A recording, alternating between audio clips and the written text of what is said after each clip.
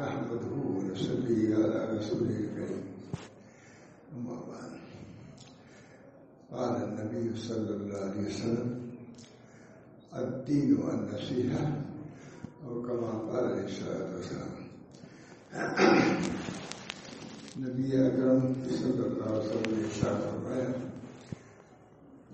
کہ دین نصیحت کا نام ہے، بہت جامع کرنا ہے.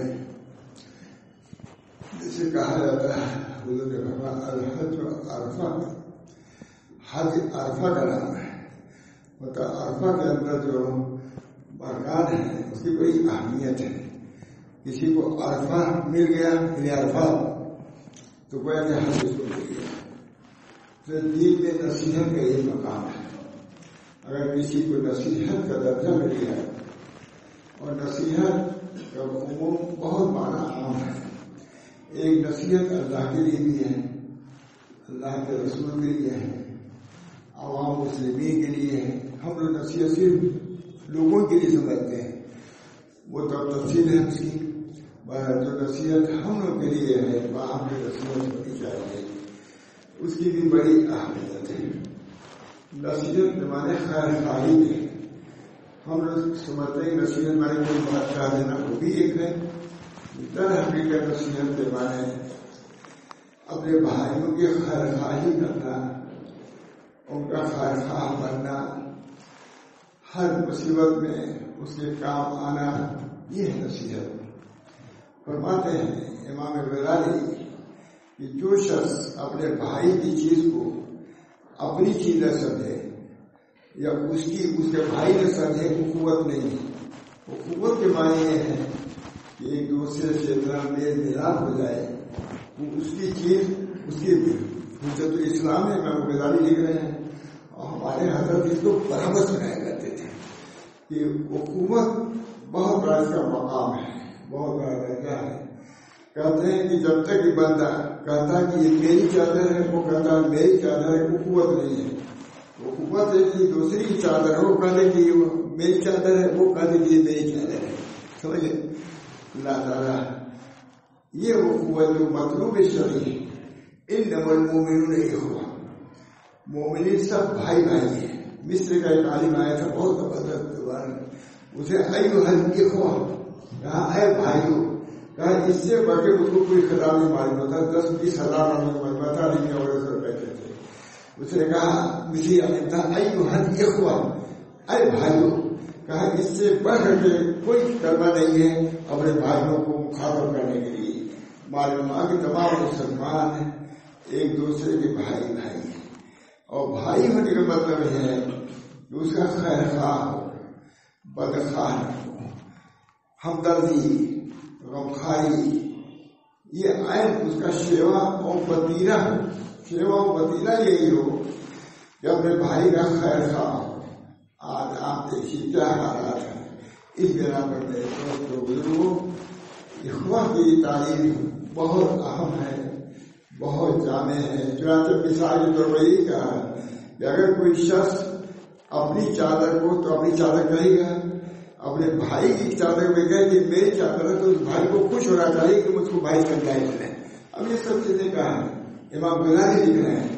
اللہ تعالیٰ ہم سب لوگوں کو یہ اخوت، یہ ہمدردی، یہ غمخواری آپس میں پیدا ہے. انما المؤمنون اخوہ کا بہت جامع مفہوم ہے. اللہ تعالیٰ ہم سب لوگوں کو اس طور طریقے پر جو ہمارے نبی صلی اللہ علیہ وسلم نے فرمایا ہے اس کو بجا لانے کی ہم کو توفیق فراہم فرمائے. بھائی بھائی کا حق ہے. آیا ہے نبی اکرم صلی اللہ علیہ وسلم مسجد نبی میں تشریف فرما تھے. ایک معمولی آرامی دیہاتی آیا مسلمان. نبی اکرم صلی اللہ علیہ وسلم کھسکنے لگے. اس آرامی کا یا رسول اللہ، مسجد میں بہت جگہ آپ کیوں کھسک رہے ہیں؟ فرمایا کہ ایک مومن کے آنے سے بھی اتنی حرکت پیدا نہ ہو. نبی کہہ رہا ہے، سید المرسلین، سید الانبیاء وہ کہہ رہا ہے کہ ایک معمولی دیہاتی کے لیے فرما رہا ہے کہ ایک مومن دیہاتی آرامی گنوار آ رہا ہے، اس کے لیے افضل المرسلین اشرف الانبیاء وہ ہٹ رہا ہے، معلوم ہوا کہ مومن کا بہت بڑا درجہ ہے۔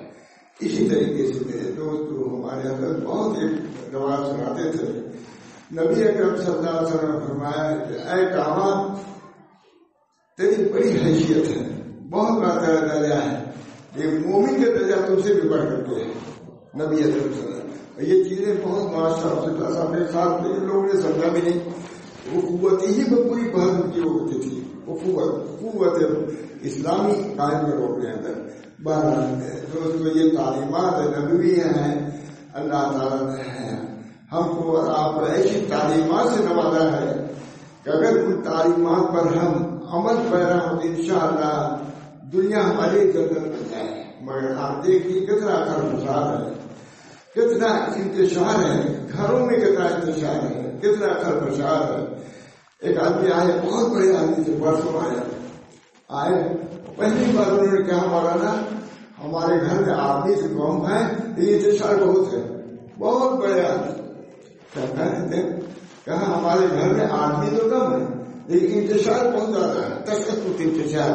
معلوم ہوا میرے دوستو اخلاقی کمی عمومی ہے، دوسرے صوبے کے تھے، ملک کے تھے، مگر عام طور سے نبی اکرم صلی اللہ علیہ وسلم تو یہ فرما رہے ہیں وہ عشق مکارم الاخلاق، میں مبعوث اس لیے کیا گیا ہوں کہ مکارم اخلاق کی تکمیل کروں۔ تمام انبیاء اسی لیے آئے، آدم علیہ السلام سے لے کر کے نوح علیہ السلام سے اسی لیے آئے۔ نبی اکرم صلی اللہ علیہ وسلم فرما رہے ہیں جنہوں نے اپنی تعلیمات جاری کی، ابراہیم علیہ السلام نے الوہیت پہ تبلیغ کیا، الہیات کو بیان کیا، مگر نبی اکرم صلی اللہ علیہ وسلم آخری نبی بن کے آئے اور آخری خوش اخلاق بن کر کے آئے۔ اس بنا پر نبی اکرم صلی اللہ علیہ وسلم کی تعلیمات کا کچھ نمونہ ہم لوگ کے اندر آنا چاہیے۔ رسول اللہ صلی اللہ علیہ وسلم نے فرمایا یا رسول اللہ اذنی، یا رسول اللہ اذنی وعذر، ہم کو کوئی نصیحت کیجیے اور مختصر نصیحت کیجیے۔ یہ بھی صحابہ کی بے تکلفی تھی، نصیحت دیجیے نہیں، بہت طویل۔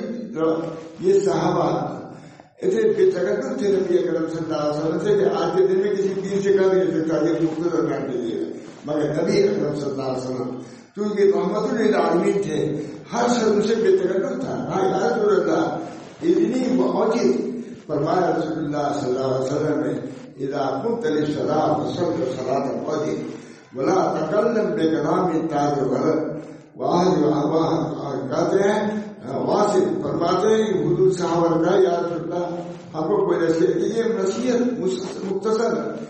فرمایا رسول اللہ صلی اللہ علیہ وسلم نے کہ جب نماز پڑھے تو اس کی آخری نماز پڑھے، ان کا نصیحت اذنی، ہم کو نصیحت دیجیے۔ فرمایا اذا قمت للصلاۃ فصل صلاۃ الفجر، نماز پڑھو تو ایسی نماز پڑھو تو اس سے رخصت کرنے والا۔ آج ہم لوگ کیا زندگی ہے، دیکھیے کیسی کسی بیماریاں ہوتی ہیں، ایک وقت کی نماز پڑھتا ہے جتنا اس کا مشاہدہ ہے، پہلے تو موت کا مراقبہ کرا جاتا تھا، اب تو مشاہدہ دیکھیے موت کا کتنا ہے، کتنی بیماریاں ہیں۔ تو نبی اکرم صلی اللہ علیہ وسلم نے ارشاد فرمایا اذا قمت للصلاۃ فصل صلاۃ الفجر ولا تکلم بکلام تاج الغرض وعدم الریاض اور مغفرۃ الناس، یہ نصیحت فرمائی، مختصر نصیحت۔ پہلی بات یہ ہے کہ قیامت موت کو قریب ہے۔